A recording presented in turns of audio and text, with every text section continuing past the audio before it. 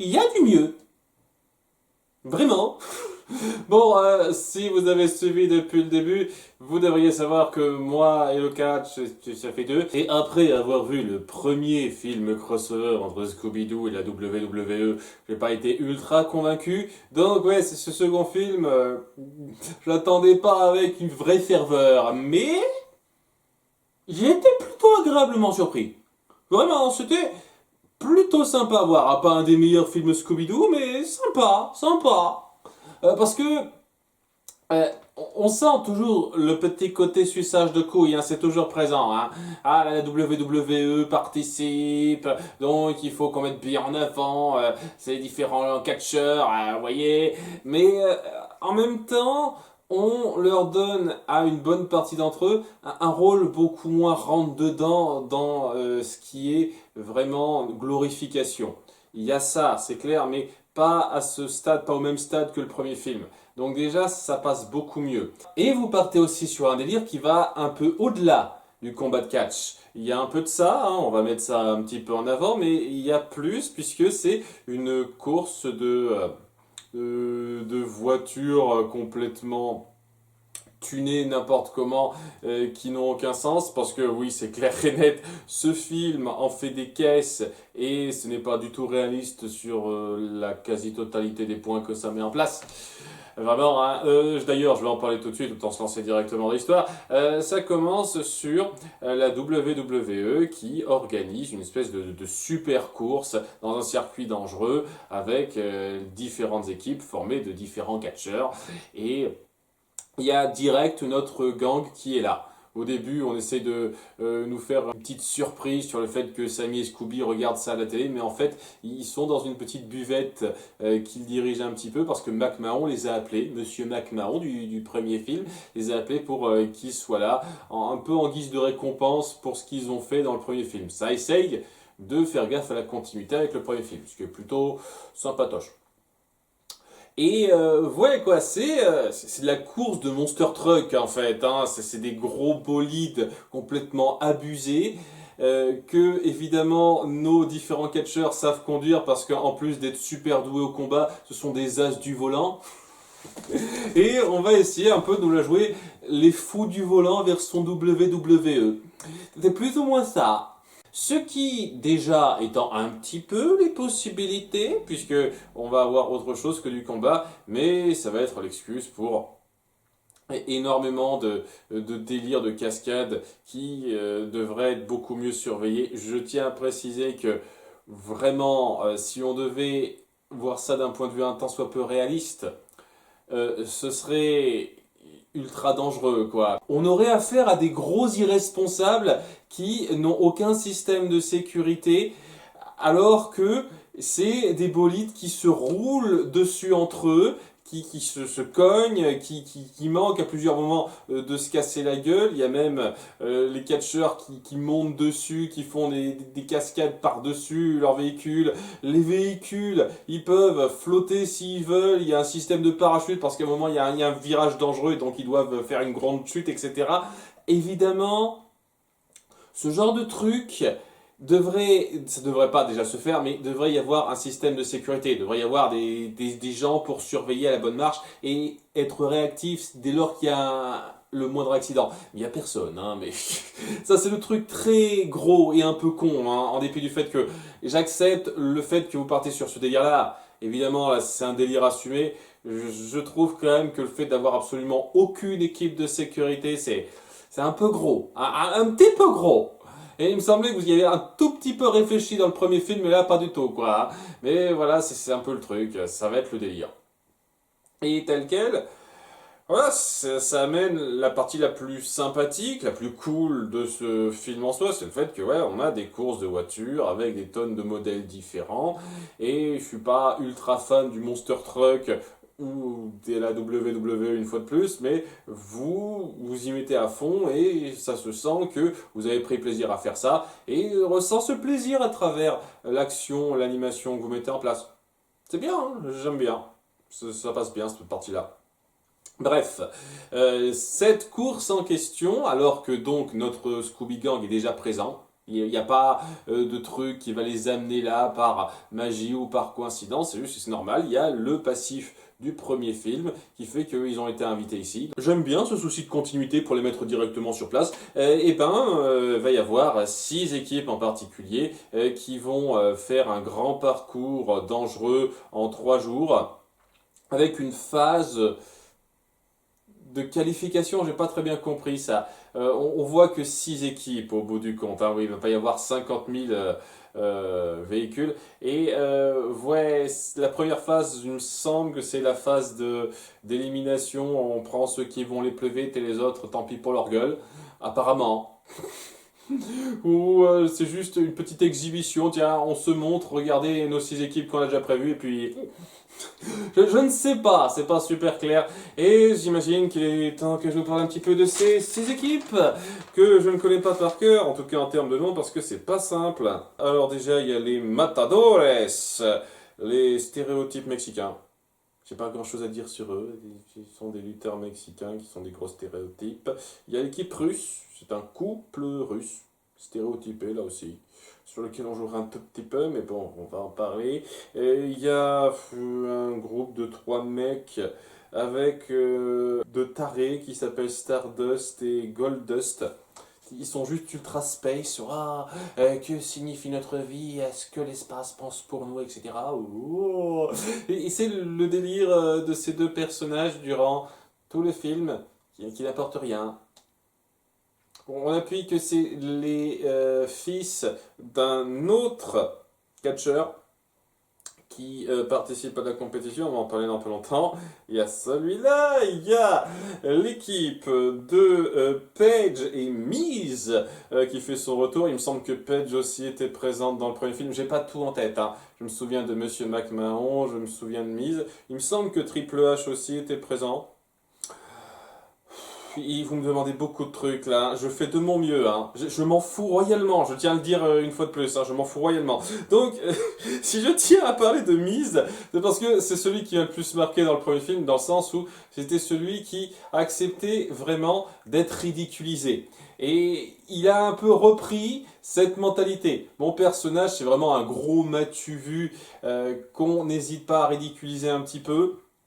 Et donc, je respecte une fois de plus beaucoup ça, mais c'est un truc qui passe mieux dans ce film globalement, c'est que on joue moins sur la glorification des catcheurs.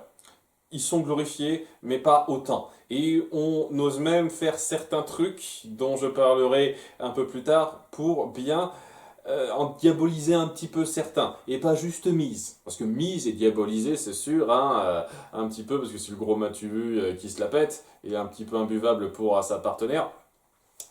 Donc il y a celui-là, il y a la fille de Monsieur McMahon, Stephanie McMahon, j'ai vérifié, hein, c'est qu'il y a des catcheurs qui existent, hein, Stephanie McMahon et Triple H qui participent ensemble, qui sont en couple, ça aussi c'est vrai.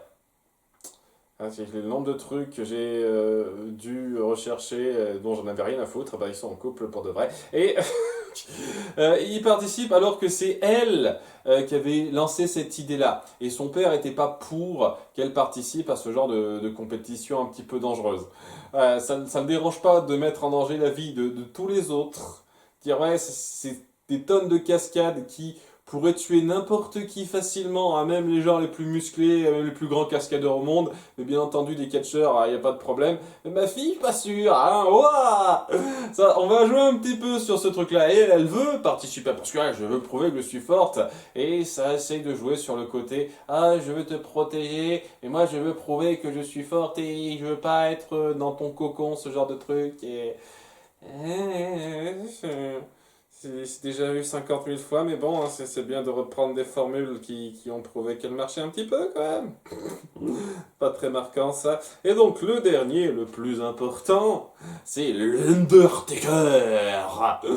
Le catcheur héros central de ce film, entre guillemets, qui a donc cette espèce d'ambiance pour lui, c'est quelqu'un qui se la joue un petit peu théâtral. Je suis du genre à bien mettre la pression à mes adversaires, et dès lors que j'ai quelque chose à dire, je le clame, et cet ennemi verra la fin d'ici ce soir. Ce genre de truc. Il est à fond dans son délire, il le lâche jamais. Mais jamais, hein. Il est dans son personnage, même quand les choses se passent mal, même quand quelque chose va pas bien avec, il ne lâche pas son délire. C'est pareil pour la plupart de ces catcheurs, ils sont dans leur délire à fond, même quand c'est pas filmé, même quand ils sont entre... C'est le délire, quoi. C'est compréhensible dans le cadre d'un dessin animé qu'on essaye de rendre ce genre de type vraiment très consistant, histoire de vraiment appuyer à fond leur rôle. Disons juste que si ça se passait comme ça en vrai, ce serait des cas d'études psychologiques, quoi. Hein. Vous y croyez à ce point à fond, même quand on vous voit pas, même quand vous êtes entre vous comme ça, ok. Donc ouais, ça s'accepte comme ça dans le cadre d'un dessin animé Scooby-Doo. Mais c'est juste pour dire que, voilà, si on essaye de voir certains trucs d'un point de vue réaliste, voilà, et j'ai fait le tour des équipes. Donc l'équipe de l'Undertaker, bah, il n'est pas tout seul, hein, il y a toujours au moins 2 personnes. Il est accompagné de Dusty Rhodes, un vieux de la vieille, et quand on dit ça, oui, le mec, il a plus de 60, enfin, il faut que j'en parle, ça aussi, il est mort peu de temps avant la sortie du film. Et donc, j'imagine, c'est pas impossible que son doublage de ce film d'animation, c'est la dernière chose qu'il ait faite d'un point de vue artistique. Et parce que oui, il avait plus de 70 ans, un truc comme ça. Et ouais, il y a un petit hommage rapide au catcheur à la toute fin du film. Donc ouais, quand on sait ça après coup, il y a certaines choses qui sont plus trop possibles dans les choses à suspecter. Mais bon, on en parlera dans pas très longtemps, ça. Ouais, donc... il est censé avoir plus de 70 ans dans la vie réelle, mais là, c'est la version jeune de lui-même. Mais c'est pareil pour beaucoup de cas. C'était pareil avec qui? C'était pareil avec le premier film. C'est pareil avec d'autres catcheurs, je suis sûr. Voilà, c'est la version un peu plus jeune du gars, histoire de le mettre un petit peu dans sa forme, quoi. Et ouais, c'est le père de Goldust et Stardust. Ils n'ont absolument rien à voir entre eux, mais on appuie un petit peu que c'est leur père. Histoire de, je sais pas trop quoi, c'est pas particulièrement drôle ou quoi que ce soit, sans vouloir être vexant envers le catcheur, dont je respecte la vie, quoi, sa mort a été tragique pour ses proches, etc. Je veux pas lui manquer de respect, je trouve pas son personnage intéressant du tout, hein. Voilà, il essaye un petit peu de se dire, ah, je suis le bon vieil américain, et qui a ses rêves de ferme, et qui reste dessus, etc. Et il est un peu lourdeau sur les bords. Et tout ça pour forcer une possible suspicion du personnage. Et je dis ça, moi, étant donné que je ne savais pas pour lui, parce que j'en ai rien à foutre de sa vie, désolé une fois de plus pour lui, respect total hein, à ses proches, etc. Hein, mais j'en ai rien à foutre de sa vie, désolé. Je ne savais pas qu'il était mort à ce moment-là. Mais et si on est fan de catch et qu'on regarde ce film à sa sortie, on se doute bien que ça serait un peu de mauvais goût d'en faire le méchant. Un petit peu. Donc, ouais, cette espèce de petit délire personnel que vous lui faites pour le rendre suspect, ça passe tellement pas. Après, bon, vous avez fait avec ce que vous aviez prévu. J'imagine que vous avez enregistré le truc, écrit son texte, sans vous douter que peu de temps après, il mourrait, hein. Évidemment, vous avez fait selon ce qui était prévu, mais voilà, les circonstances font que ça passe pas des masses. Je fais un peu le détail sur ce point-là parce que il va y avoir une petite liste de suspects mise en place. Le fait est que durant leur tour de piste, on va en parler un petit peu parce que ouais, l'intro elle est longue, hein, je sens qu'elle va être longue cette vidéo. J'essaie toujours de dire ah tiens je vais faire une vidéo pas trop longue parce qu'il n'y a pas des masses de choses à détailler et à chaque fois ça dure 45 minutes. J'aimerais éviter de faire des réacts de 45 minutes mais à chaque fois ça dure des plombes. Je sais pas pourquoi, hein, ça commence à me saouler, hein, je vous cache pas à un certain degré. Donc bref. Le gars, alors qu'il conduit le véhicule avec l'Undertaker, ils se font attaquer par un véhicule qui surgit de nulle part, encore plus tuné que les autres. Il y a des tonnes de fonctionnalités super chéros et qui défonce un petit peu sa voiture pour se montrer en disant «Ah, vous êtes pris dans la malédiction d'Inferno!» C'est pas le pilote fantôme, hein, son nom c'est Inferno, je suis Inferno. Et donc il y a Dusty Rhodes qui se met un petit peu en avant pour lutter contre lui. Et il se fait assez vite mettre au tapis et donc il se fait briser le dos et il est mis hors compétition. Et à cause de ça, bien entendu, il y a tout le public qui est un petit peu choqué et qui se dit qu'est-ce que c'est que ce truc, qu'est-ce quoi cette nouvelle menace. Et on se dit, la chaîne se dit, on va continuer. Alors, on va pas mettre en place des mesures de sécurité, on dit ah ça apporte de l'audimat, on continue tranquille comme si de rien n'était. Tandis que McMahon se dira, Monsieur McMahon se dira tant que vous êtes là, Mystère et compagnie, ça vous dirait de vous en occuper? Ah, ok, ok. Et ouais, Sammy et Scooby ils voudront pas, évidemment, c'est le truc de base. Juste un petit truc sur Sammy et Scooby au tout début, avant que j'oublie cette partie-là. Et je sais que leur trait principal, un de leurs traits principaux, c'est d'être peureux. Et à un moment donné, ce serait cool de pas faire ça ridiculement, parce qu'au tout début, ils ont peur de l'Undertaker qui fait un geste de menace, alors que c'est un truc qu'il fait régulièrement, et d'une route dangereuse.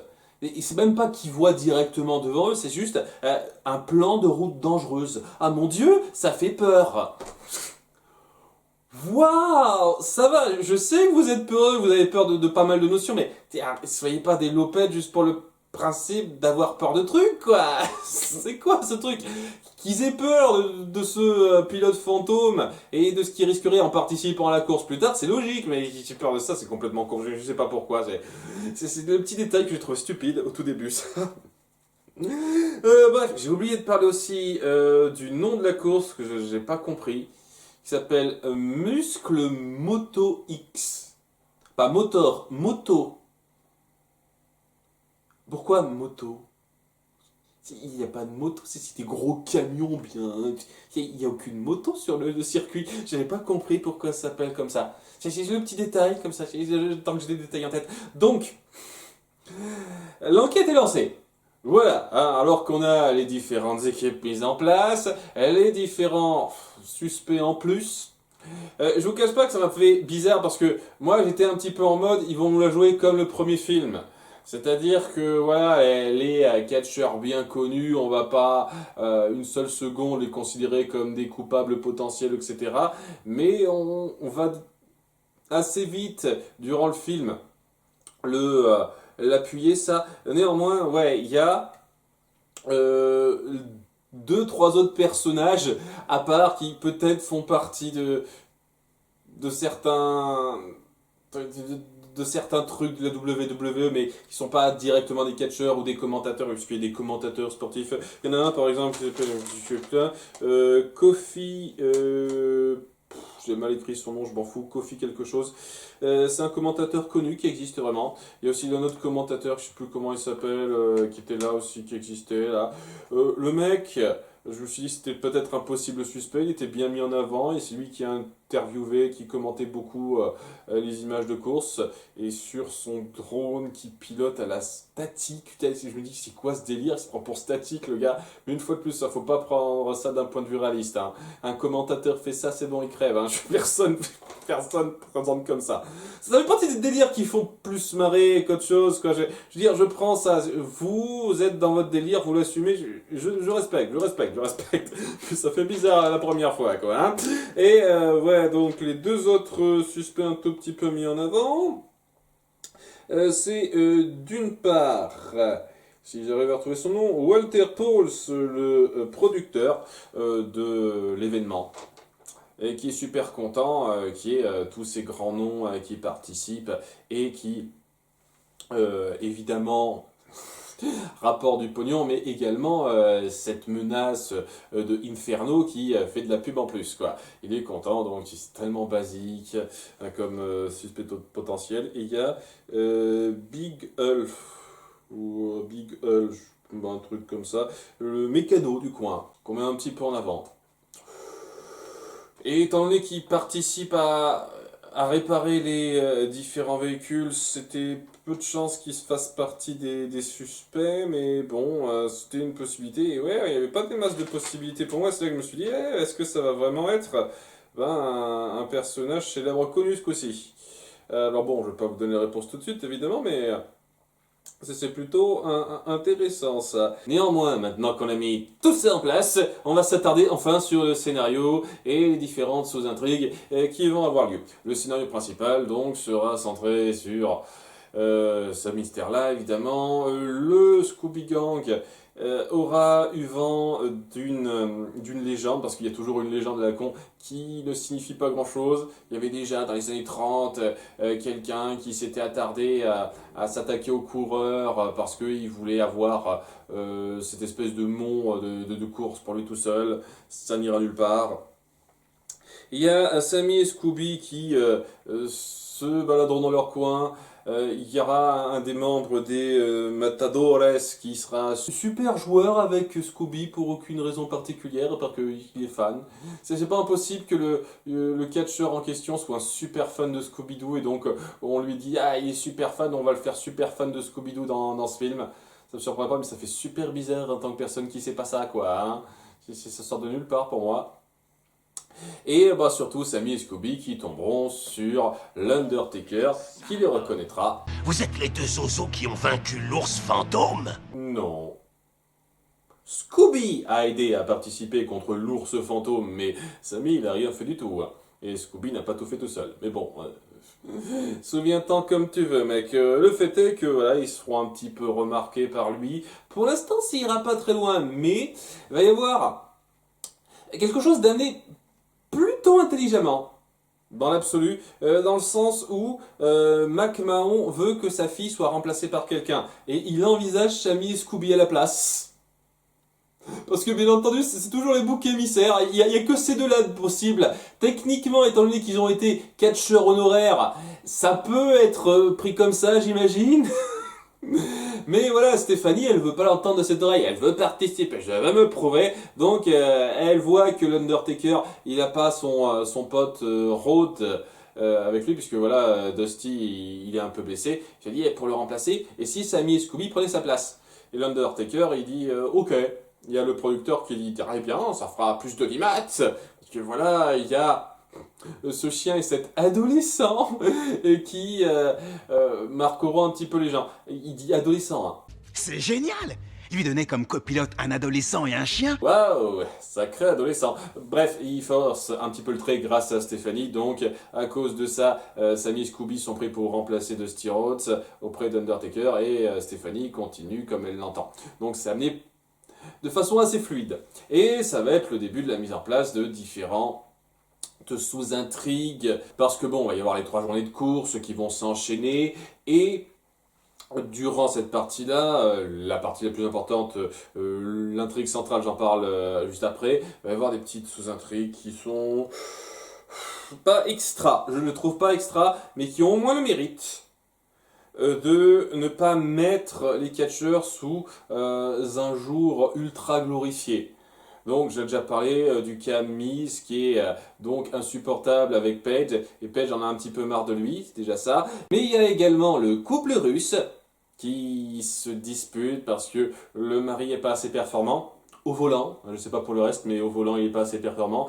Et dès la deuxième course, on se dira ok, on n'arrive pas à supporter d'être l'un avec l'autre, ces deux groupes n'arrivent pas à se supporter, ils se battent entre eux, parce que voilà, on est du genre ultra bagarreur, et donc McMahon décide, ok, ces conneries ça suffit, on fait des échanges. Donc les deux filles ensemble, les deux mecs ensemble, ça permet de montrer que le couple russe s'apprécie, s'aime bien, parce que voilà, ils essayent un petit peu d'œuvrer l'un pour l'autre, et au bout d'un moment, ils envisagent même de prendre le contrôle du bolide de Inferno en pleine course. Bon, ils n'y arrivent pas parce que ça c'est un truc aussi dans l'action, quoi. On se bat souvent sur les toits des véhicules, et à chaque fois qu'on est punché ou quoi que ce soit, on tombe toujours sur le toit d'un autre véhicule, quoi. C'est très pratique.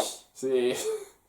c'est du jeu vidéo, ça, vraiment, parce que dans la réalité c'est bon, hein, vous avez des tonnes de codes cassés et où vous êtes mort, hein, mais bon, Bref, ils essayent rapidement, ils n'y arrivent pas, et à la fin, bah, ils participent vaguement avec tout le monde pour lutter contre le gars. Et quand je dis vaguement, c'est vaguement. Voilà. Et à la fin, il y aura Miz et Paige qui se diront, ok, on se supporte pas, mais on supporte encore moins ce gars, donc on va lutter un petit peu ensemble contre lui. Miz qui aura une petite séance de baston contre lui aussi, histoire de dire qu'il sait se battre. C'est déjà ça, quoi. Et ouais, ça vole pas plus haut que ça, mais ce qui est intéressant avec ça, c'est que voilà, c'est pas ultra glorifiant. On les voit avec des défauts, une mésentente, et quelque chose qui donne pas cette impression que c'est des putains de dieux, quoi. C'est déjà un truc que j'apprécie. Donc ça, c'est plutôt pas mal. Dans la sous-intrigue autour de Stéphanie et son père, donc on va pas mal insister sur le fait que McMahon veut pas qu'elle court, mais elle veut vraiment courir pour l'emporter et se mettre en avant, montrer qu'elle est capable de tout, quoi. Et elle va nouer une espèce de relation avec Daphné qui, en toute sincérité, est pas super bien gérée. Ça aurait pu amener quelque chose, aller quelque part, surtout au vu de certains points qui seront mis en avant après, mais je trouve vraiment que le petit conflit que vous mettez en place casse pas la baraque. Donc voilà, Stéphanie a un petit peu les mêmes goûts de luxe que Daphné, parce qu'elle aussi, elle est du genre assez frivole, elle est super riche aussi, puisque Daphné aussi vient également d'une famille riche, et donc elles ont des goûts en matière de mode. Et donc elles se retrouvent un petit peu, elles passent du temps entre filles, et il y a Vera qui trouve ça, je ne sais pas si c'est louche ou un peu ennuyeux, mais elle le vit mal. Genre, Daphné s'est faite une copine du moment qu'elle reverra pas après coup, logiquement, et elle est toujours en mode pourquoi t'es à ce point attiché d'elle, je comprends pas. À un moment donné, lors de la première ou deuxième course, je sais plus, elle se met à encourager l'équipe de Stéphanie et elle réagit stupidement. T'es consciente que Sammy et Scooby sont aussi dans la course? Et alors, je peux avoir plusieurs favoris? Par définition, non. Si dans une compétition avec plusieurs concurrents, pas juste deux, tu peux avoir plusieurs favoris, c'est pas un problème, hein? Tu peux apprécier autant une équipe qu'une autre et te dire, ah, ce serait cool que l'une ou l'autre gagne. C'est tout à fait possible, Vera, je te jure, hein? C'est quoi ce truc? Cette espèce de micro-crise de jalousie. Dans ce film, même depuis quelques temps, je trouve, il y a ce côté rabat-joie un petit peu excessif qu'on met en place chez Vera. Genre, ah, je supporte tellement pas certains trucs, ah, je suis toujours sur le côté pet fake, comme ça, et il y a des fois, je comprends tellement pas pourquoi. Je veux dire, c'est quoi ce truc? T'es jalouse que Daphné passe du temps avec quelqu'un d'autre que toi? Depuis quand? C'était quoi ce truc? Le fait qu'elle soit suspicieuse envers Stéphanie n'est même pas un tant soit peu appuyé. Il y a des cas de suspicion que j'ai pas mis en place parce que voilà, donc j'en ai parlé, il y a Dusty Rhodes qui de temps en temps apparaît, qui a des espèces de discours à la con, pas drôles et stupides sur le fait que ah mon Dieu c'est la malédiction, tout ça. Et il y a McMahon, le père McMahon qui disparaît sans explication de temps en temps. Et dit, ah, qu'est-ce que ça veut dire, tout ça il y a, il y a deux, trois autres trucs comme ça. Il y a le fait que Stéphanie et Triple H gagnent les différents parcours, plus ou moins grâce à l'intervention de Inferno, plus ou moins. Mais ouais, c'est pas un truc qu'on met grandement en avant du côté de Vera. Vera dit pas, ouais, si tu crois une suspecte en détail, pourquoi tu t'acoquines avec elle, c'est vraiment de la jalousie un peu mesquine qu'on met en place. Et on essaye de lui donner un peu raison à un moment donné dans une conversation que j'apprécie un tout petit peu dans le sens où, une fois de plus, on ne veut pas mettre en avant les catcheurs comme des espèces de figures glorifiées qui n'ont rien à se reprocher, mais en même temps qui fait un peu grossier et forcé, quoi, dans le sens où Daphné et Stéphanie discutent rapidement lors de la troisième nuit, un truc comme ça, en disant, Daphné dit qu'elle se reconnaît un petit peu dans le conflit entre Stéphanie et son père parce que elle aussi elle veut se détacher de ses parents riches et elle dit ok ouais mais il y a une différence entre ceux qui ont des millions et ceux qui ont des milliards. Tout d'un coup Stéphanie waouh c'est quoi cette façon condescendante de voir les choses tout d'un coup elle dit ah désolé pardon et au revoir et c'est juste une façon d'appuyer qu'elle a ce côté très hautain qu'on avait un tout petit peu vu avoir peut-être un petit peu excessif. Juste pour justifier que Vera avait un petit peu raison de mal voir ça. Et que Daphné disait, ah, j'aurais pas dû passer autant de temps avec elle, de toute façon, ma meilleure amie, c'est toi, ah, ouais, super. Elle avait vraiment besoin qu'elle lui dise directement pour comprendre ça. Je trouvais ça un peu con, quoi. Cette partie de sous-intrigue était pas fameuse. Bref, il y a l'intrigue principale sur la course. Voilà, on y est enfin.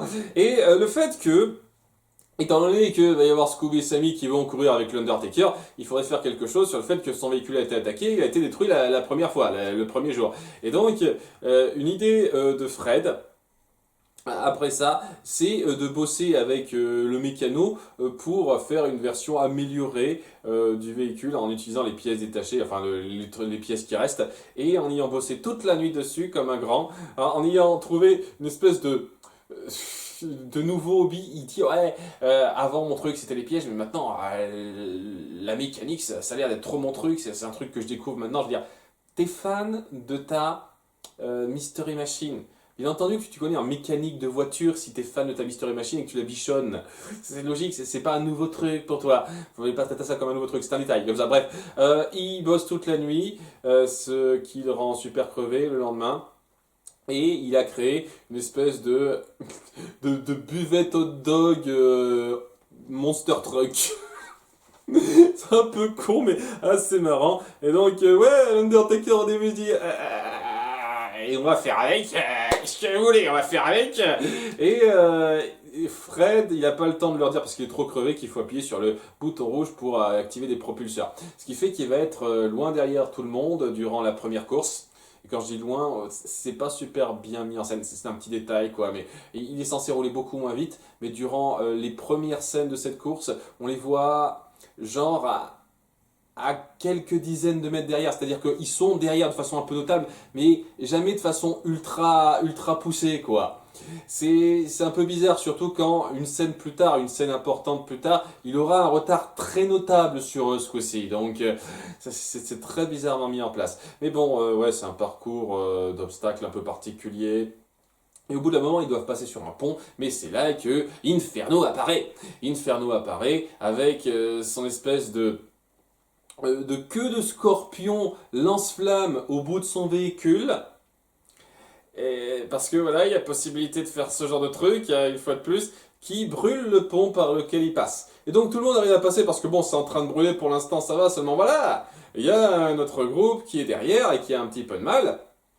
Et il y aura l'Undertaker, enfin grâce à un coup du sort un peu facile, qui découvrira qu'il y a enfin ce fameux bouton rouge qui était super visible et super évident à voir et qui permet d'activer les propulseurs et donc de passer ce pont de façon complètement what the fuckesque.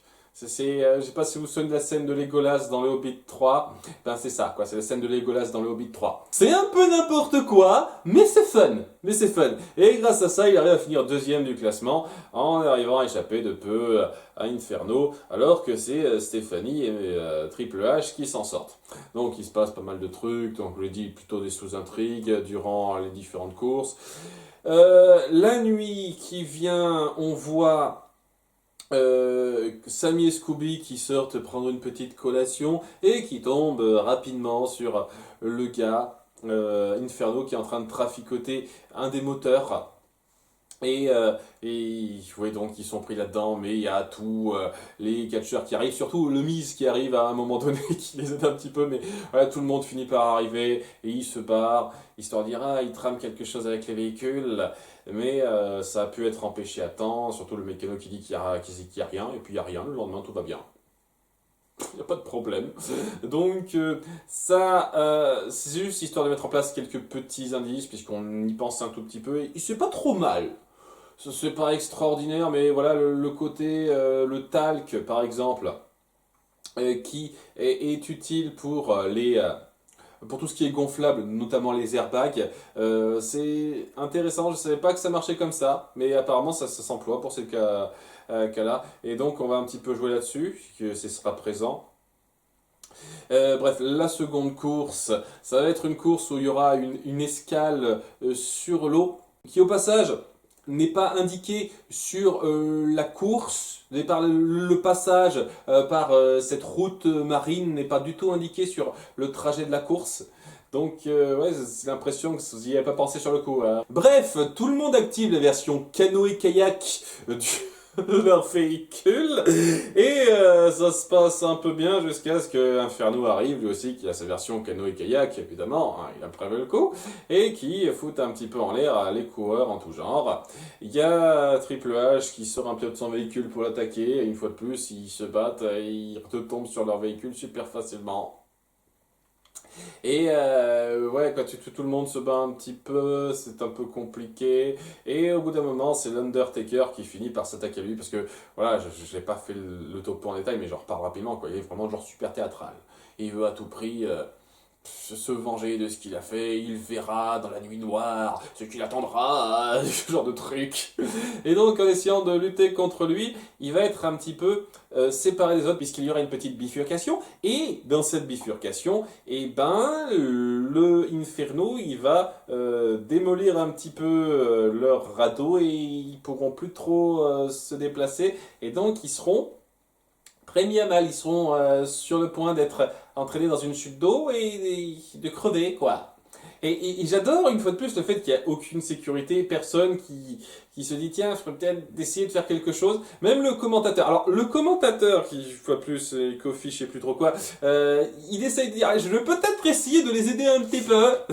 Mais son drone de Static Shock, je suis désolé, mais c'est tellement bizarre pour moi, son drone est un petit peu mis à mal par un truc qui émet le véhicule d'Inferno. J'ai pas trop compris comment ils ont justifié ça au passage. Enfin bref, quoi, son drone est un petit peu cassé par ça, donc il peut pas les aider. Et ouais, tout le monde se dit, ok, bah, on peut que commenter alors, bah, on commente, voilà ce qui se passe.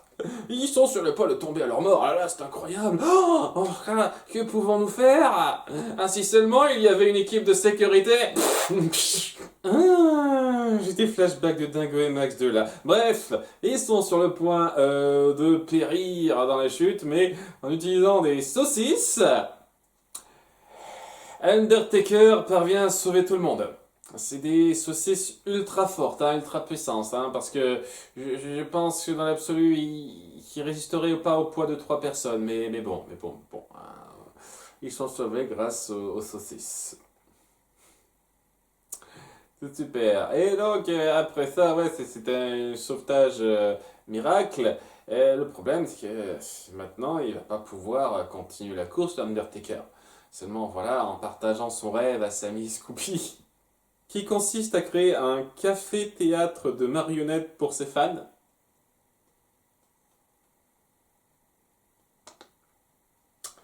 Chacun ses trucs, Undertaker, hein, il y a largement pire que ça, c'est bien. Il y a le Scooby Gang qui est un petit peu pris de remords et qui décide de faire quelque chose, surtout Fred. Il y a Sammy et Scooby qui sont un peu mal pour lui, mais je suis dit, ah non, tant mieux, de toute façon, on va plus participer à ça. Mais non, il décide de tuner la Mystery Machine pour être le nouveau bolide de course. Et ce coup-ci, après avoir bossé là-dessus toute la nuit, Fred il est plus fatigué. D'ailleurs, après avoir bossé sur la Mystery Machine, tout le monde participe, c'est plus Sammy et Scooby. Hein. On en invite qui on veut maintenant hein, pour participer à nos courses. Il n'y a aucune règle dans cette compétition. Hein. Donc, voilà, il y a la Mystery Machine Monster Truck qui participe à la course pour la 3e période, qui consiste surtout à gravir donc une espèce de grande montée assez dangereuse qui termine sur un ravin puisque la route est accidentée et à prendre la chute avec un petit parachute dorsal quand même, hein, un petit parachute sur la bagnole pour qu'elle tombe en douceur sur terre.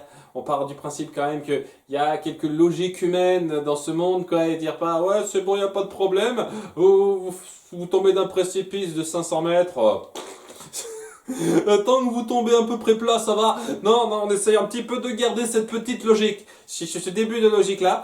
Alors qu'il prévoit ça, et ben il y a la troisième attaque de Inferno qui prend un peu plus son temps. Parce que cette montée, elle dure des plombes. Hein. Je sais pas combien de kilomètres ça fait, mais ça prend du temps quoi. Et voilà, il faut un peu le boxon partout.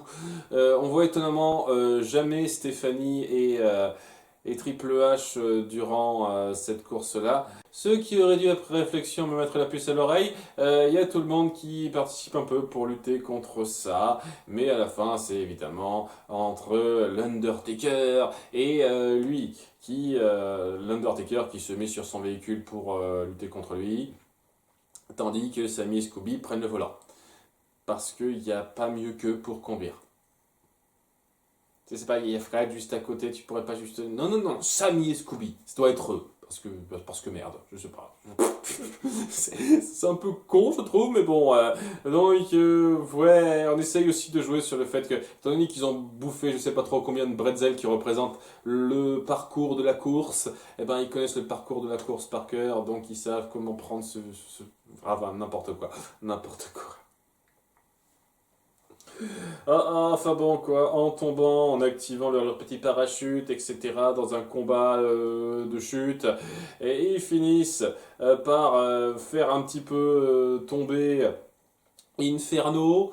Il y a Undertaker qui montre une dernière fois ses capacités parce qu'il faut quand même un petit peu glorifier nos catcheurs, faut pas exagérer quoi, et il finit par l'avoir en lui défonçant sa gueule au sol à un niveau qui aurait dû lui provoquer un énorme coma crânien, mais une fois de plus, ce n'est pas réaliste. Et on découvre que c'est Triple H. Triple H qui bossait avec Stephanie McMahon. Je ne l'ai pas vu venir du tout, je dois avouer. Leur motivation, par contre, je les trouve sans intérêt.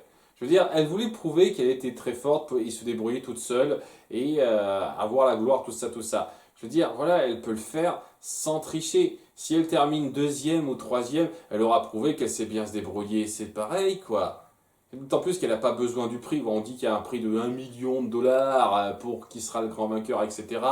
Au passage, c'est un petit détail, mais on met en place le fait que à un moment donné, l'Undertaker prend le véhicule de Inferno et arrive en deuxième après Scooby et Sami. Ça ne devrait pas être Scooby et Sami qui devraient toucher le million et pas l'Undertaker, mais c'est lui qui touche. Excusez-moi, bref. Donc ça leur servait pas à grand chose le million et le fait qu'ils participent et qu'ils soient suffisamment bien placés, ça devrait leur suffire. Leurs motivations sont vraiment pas fameuses, c'est vraiment une excuse quoi. C'est vraiment une excuse pour dire il fallait qu'on ait des méchants. Donc on dit ouais, esprit de compétition, je voulais prouver que je suis la meilleure, bah non, voilà. Et ouais, il y a son père qui dit tu sais que je m'inquiétais pour toi juste parce que je m'inquiétais pour toi en fait. Je voulais pas que tu... Ah c'est incroyable. Mais bon, dans un moment que j'ai trouvé plutôt marrant, il la laisse quand même être emmenée par les flics. Faut pas exagérer après ce qu'elle a fait. Je veux dire, elle a fait de la grosse tentative d'homicide, hein. Déjà, lorsqu'on se penche sur le deuxième jour et ce qu'elle a failli faire à Undertaker et Sami Scooby, c'est de la tentative d'homicide assez notable. Hein. C'est de la tentative d'homicide volontaire, ça, logique. Donc, ça devrait être assez grave, logiquement. Bref, il la laisse être emmené, il dit c'est pas grave, j'ai de bons avocats. On va voir comment tu vas t'en tirer face à des accusations comme ça, mec. Et ouais, tout le monde est content. Il y a tout le monde qui dit ses au revoir à Sami Scooby. Il va pouvoir ouvrir son café-théâtre de marionnettes, l'Undertaker. On est content pour lui.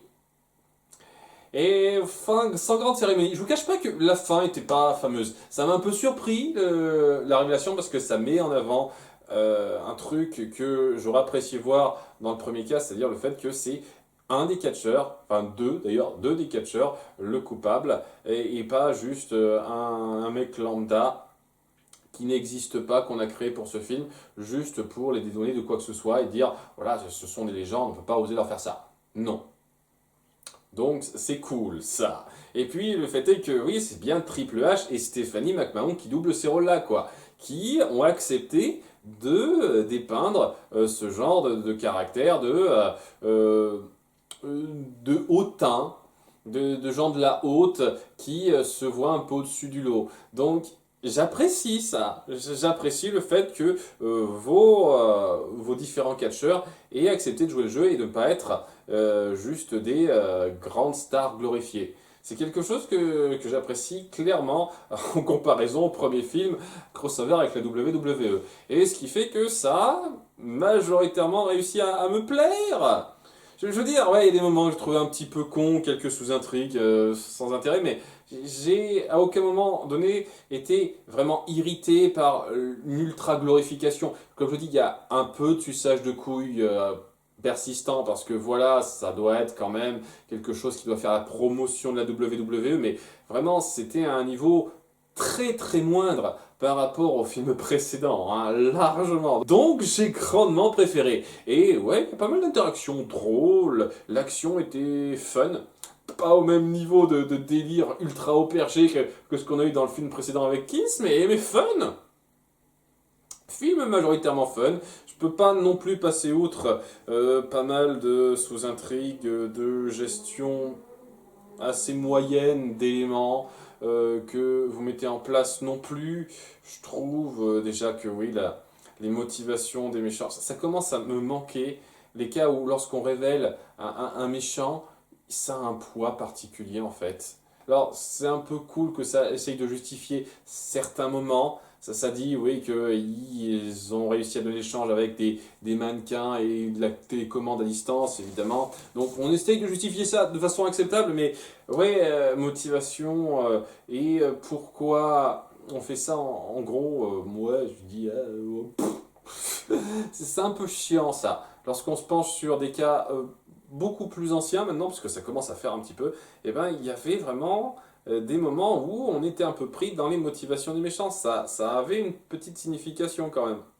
Là, on s'en fout royalement. Depuis quelques temps, on s'en fout royalement. Et c'est un peu dommage. Donc ouais, c'est des tonnes de détails comme ça qui font que j'ai un petit peu mal à être totalement pris là-dedans, mais c'était quand même majoritairement fun, et ça vaut un 11 pour moi, un petit 11 sur 20. Voilà, je suis un peu surpris de donner une note aussi élevée sur un film avec la WWE, mais voilà, ça m'a pas rendu fan de la WWE, que ce soit clair, mais ça m'a fait largement plus tolérer le truc. C'est déjà un bon point, largement mieux que le film précédent avec la WWE, donc point positif. Bien, j'espère que cette vidéo vous aura plu. La prochaine fois, je ne sais plus trop sur quoi on va se centrer, ce sera pas un crossover ce coup-ci. A très bientôt, bye.